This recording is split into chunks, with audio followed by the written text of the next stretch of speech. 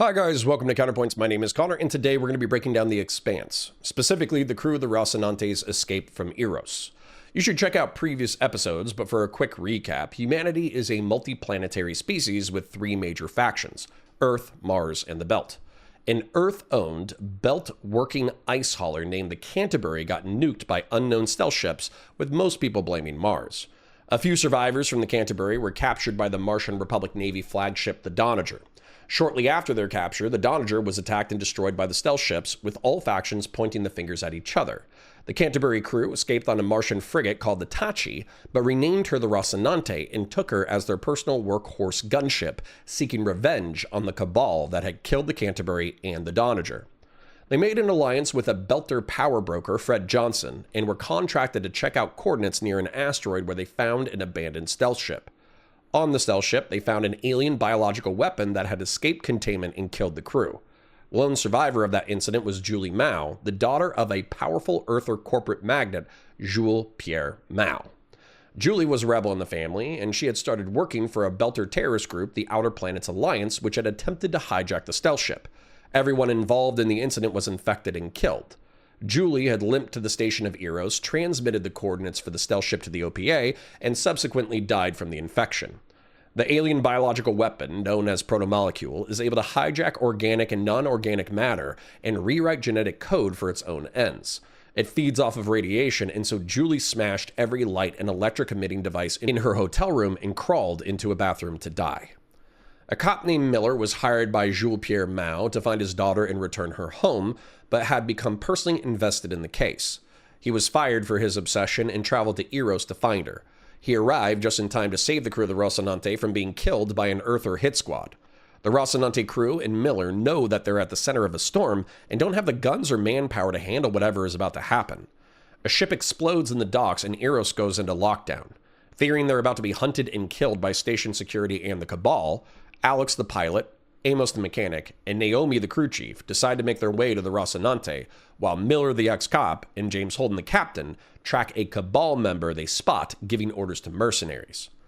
Let's take it from there.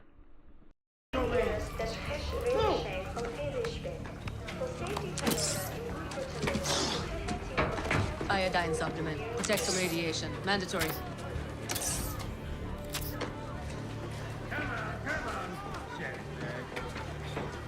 Pick it up!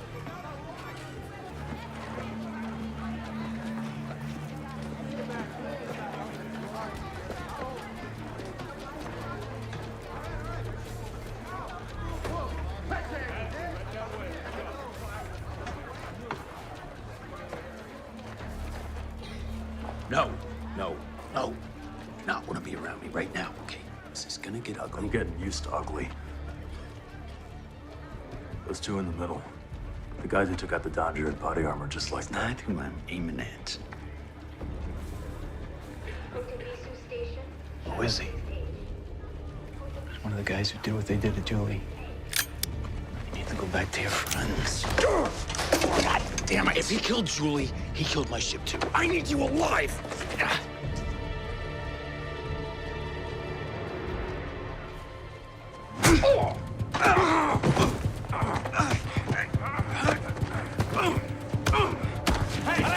Hey! Break it on your feet!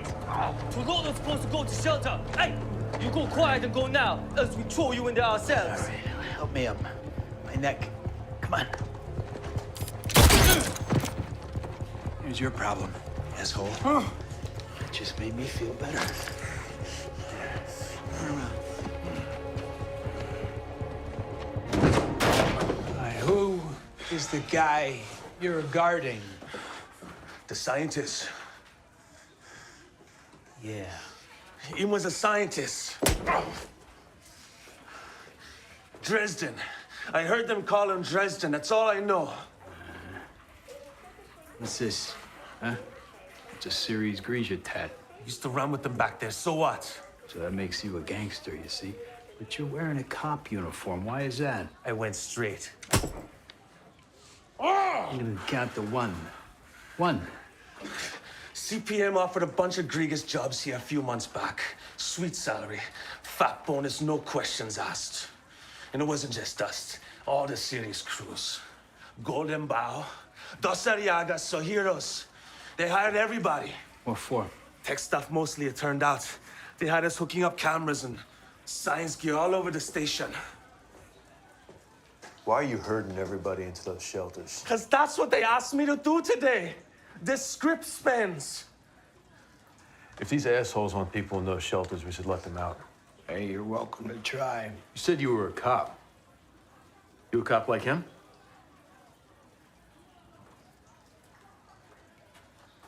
You're gonna take me to the nearest shelter, and you're gonna help me get in. CPM sees me with you, they shoot us both. He's got a point. Jesus, Miller. Get this poor officer some help. Get a man down. What the hell is this? He needs medical I attention. can see that, but who the hell are you? Hey, some of your guys are taking fire down that connector shaft. You want to check it out? We'll take care of him. There, right there. Open the door. They say once it's shut, it stays shut. All right. It'll be all right.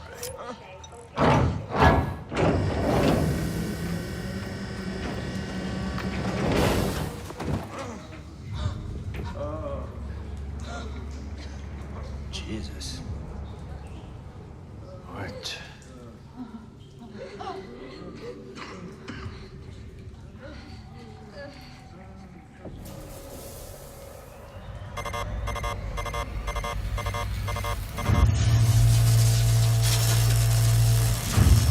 Get out.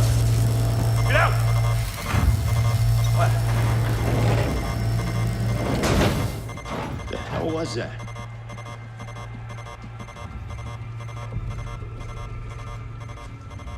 We just got hit with a mega dose of hard radiation. How bad?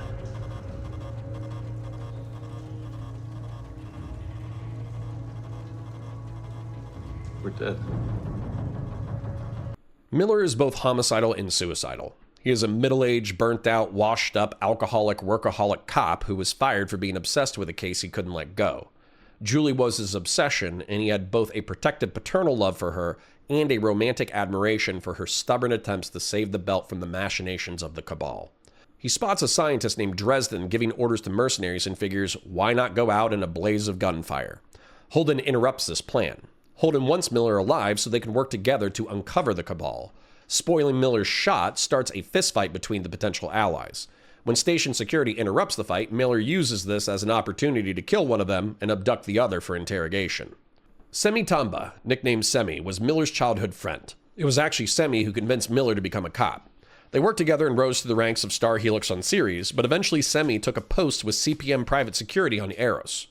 Semi told Miller when he arrived that CPM had taken on an influx of new employees, mostly gangsters from Ceres. Semi kept doing his job, but couldn't help but notice that the new CPM thugs were shutting down security cameras, shaking down locals, and protecting scientist types installing sensors and new cameras all over Eros. Their detainee confirms this. He is a Griga gangster who was hired by CPM several months back and paid handsomely not to ask questions. Dresden, the chief scientist, directed the gangsters and scientists on installing the cameras and sensors, and he had known better than to ask questions. When the dock explosion went off, station security was ordered to herd as many civilians as possible into radiation shelters. Holden reasoned that if this was part of the plan, they should free as many people as they could. Miller gutshots the gangsters so they can approach a rad shelter without getting cut down by station security or mercenaries. The duo use the wounded gangster as a distraction and get the security team to check out a gunfight happening up the corridor. This firefight is actually Amos, Alex, and Naomi teaming up with Semi to take out some CPM thugs who got trigger-happy on a crowd of scared civilians. The Rocinante crew offer Semi passage off of Eros if he is able to unlock their ship using his CPM dock authorizations. They make their way through OPA tunnels to escape. Miller and Holden get the rad shelter open and are shocked by what they find. The Cabal has used iodine supplements to infect the civilians with protomolecule. The radiation shelters, instead of being used to protect civilians, are used to cook them with megadoses of radiation. Since the protomolecule feeds off of radiation, Eros is being used as a biological weapon research experiment. Holden and Miller are exposed to a megadose of radiation, and Holden is horrified to reveal that they're dead men walking. They raid a pharmacy for painkillers and nausea medication and sneak and fight their way to the docks. Meanwhile, Semi and the Rossi crew have made it first.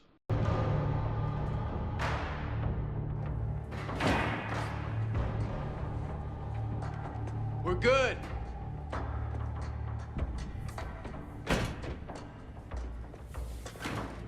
Rossi's here.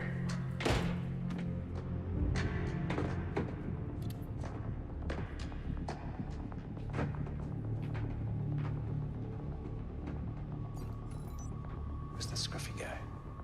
He's gone. I think he might have been infected. We're better off. What did you do?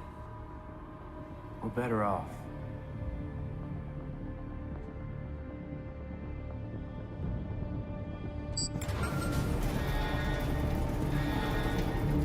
Holden didn't make it. Not yet. Passengers are all tucked in below. How the hell did you guys get your hands on a Martian gunship? Legitimate salvage. Yeah, that's fine by me. Let's get the hell out of here. Look, point me to a console so I can override the clamps. We're not leaving yet. What? You heard me. Hey, these mercs, they locked down all these ships so that no one could leave. All right, they got cameras on all the docks. They could be here any minute. We gotta push off. I promised Holden 3 hours. He still has time. He didn't make it. End of story. We're waiting. All right. Look, I understand how you feel, all right? Everybody that I give a damn about is on this station, including Miller, and they're all either dead or dying. So if we stick around here, we run the risk of getting killed. He's right. We owe Holden. I don't know a goddamn thing.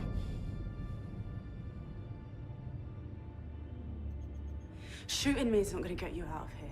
Get me access to the console so that I can unlock the clamps. Whoa. Settle down. You stand by to drive us out of here. Alex, you don't do it. Amos, fire up those consoles.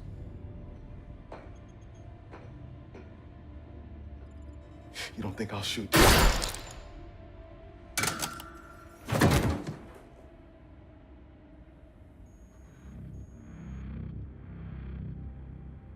You say wait, so we wait, boss. I'm just gonna put this below.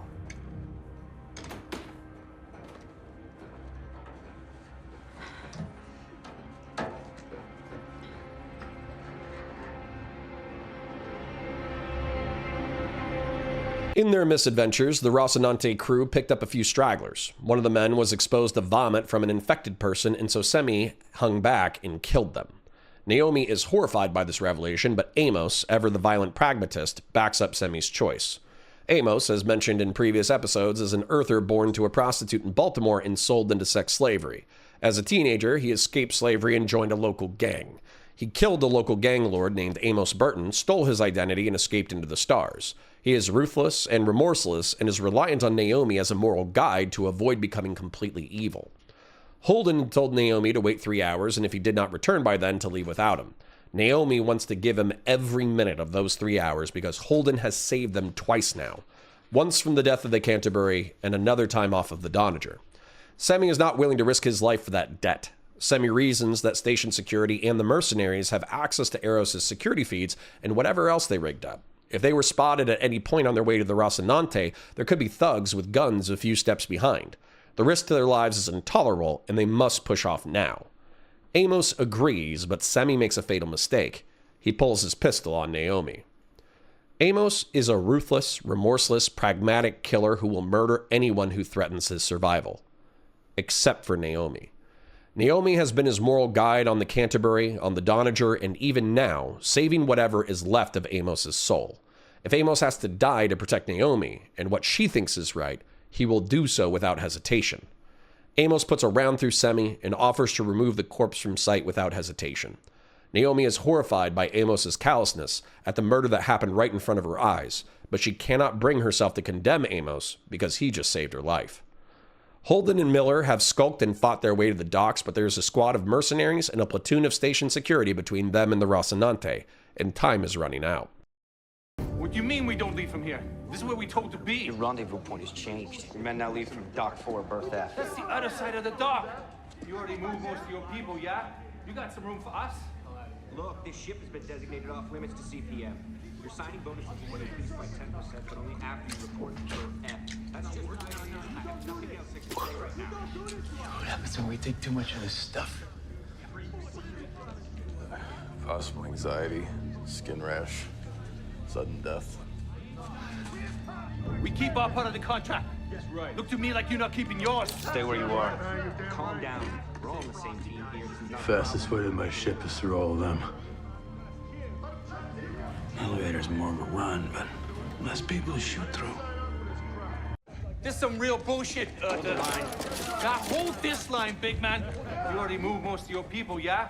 You got some room for us? Berendez! These Earthers ain't gonna let us out, man. They ain't never gonna let us out. We just meet for the machine. Hey, just like all them other belters back there, yeah? They damn well not leading us. The blood's on the wall, Berendez! Are we gonna rise up? We're gonna rise up!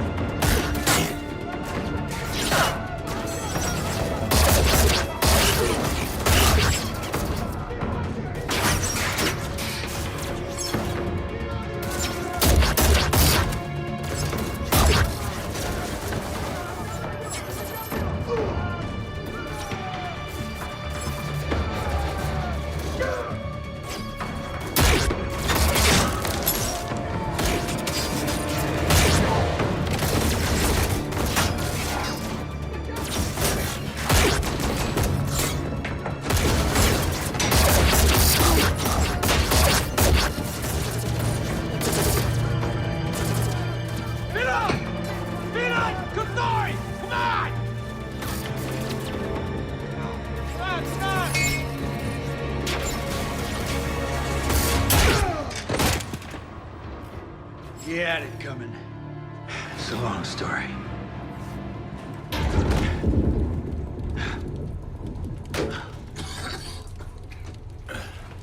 Miller is a Belter, but has been called a Well-Walla. Belter Creole is a language made up of all of Earth's languages, and some of its definitions are hazy for an inner like myself. Baratnas Gas Company, the cover for the Rocinante crew, is easy enough, as it is used contextually multiple times to mean brothers. Well-Walla has two meanings in my estimation. Research shows that the word well refers to gravity well of large planets, and Walla means people of. A Well-Walla is a person who is overly fond of inners and therefore a traitor to the belt. A dual usage I think applies is using well in reference to water. Water is a constant concern in the belt, with rations commonplace. Ice must be harvested from asteroids and brought to the belt for processing. These rations are in stark contrast to the trillions of gallons, the thousands of years of material that could have been used to sustain the belt, but are instead sold cheaply to the inner planets. Miller had even broken a gang of tunnel rats who were siphoning off water from the upper levels so they could drink and sell it without rations. The gang had only been discovered because their siphoning had killed the garden plants and grass of the upper levels. In this way, the Belters of Star Helix, the cops who kept their boots on the necks of their fellow Belters, were walling off the wells from their fellow man, and therefore traitors to their people. For this treachery, Miller was treated in a variety of ways. He was told repeatedly that when the war came, he would be the first to die. Others, like OPA leader Anderson Dawes, treated him like a prodigal son, destined to return home. Miller exploits the hostility between the Earther Protogen mercenaries and the Belter CPM thugs. It appears the mercenaries are ordering the thugs to the other side of the station so they can ultimately be abandoned and killed. Unwilling to leave a safe ship right in front of them, the Belters are on the verge of violence to escape the atrocity they just helped commit on Eros. Miller yells out that it's the Earthers' plan to abandon and kill them, that they're no better than the Belters they just helped massacre, and a revolutionary phrase, "The blood is on the Wal Baratnas." This sparks a gunfight Miller and Holden can capitalize on. Rushing past the combating forces, Miller even uses a CPM thug as a human shield. They blaze past both sides, making it to the elevator to the Rocinante. Miller holds the door open and urges a CPM leader to escape with them. When the leader breaks cover, Miller shoots him dead. Long story, Miller didn't have time to tell Holden, is actually quite simple. Back on Ceres, Miller had an Earther partner named Havelock. Havelock was a good man in a bad world who tried to be as just as he could be. Havelock tried to learn Belter Creole, which is more effort than most Inners would ever spend on the belt. For the crime of being an Earther on Ceres after the death of the Canterbury, Havelock was nailed to a wall with mining equipment by Belter rioters. The man who Miller killed was the gangster who had maimed and nearly killed Havelock. Holden and Miller make it to the Rocinante and try to call it, but no one answers. They assume that they've been abandoned and surrender themselves to slowly melting to death from radiation poisoning in the airlock. Julie Mao opens the airlock in a beautiful near-death vision of Miller's, but it's actually Amos who calmly states, "You guys look like shit." Miller and Holden are hooked up to med bays that keep trying to switch to hospice care because of how near death they are. Amos admits to killing Semi, something that will need to be reckoned with later. Unable to unclamp from the docks with Semi dead, Alex jettisons their gas hauler camouflage and takes off. En route to Tycho Station, he intercepts an encrypted beam to a space station from a departing stealth ship. This is where the Cabal is monitoring their atrocity on Eros, and frankly, I can't wait to break down that next episode. If you want to support this channel, please remember to like the video, share it with your friends, ring the bell for new videos, and comment for the comment gods. Your viewership helps me in the algorithm and is appreciated. Also, be sure to check out Counterpoints 40K and Star Wars, linked in the description and on the homepage. If you want to take your support a bit further, please become a YouTube member or support us at patreon.com/counterpoints. Check out the other videos on the channel, support our sponsors, and I'll catch you in the next one.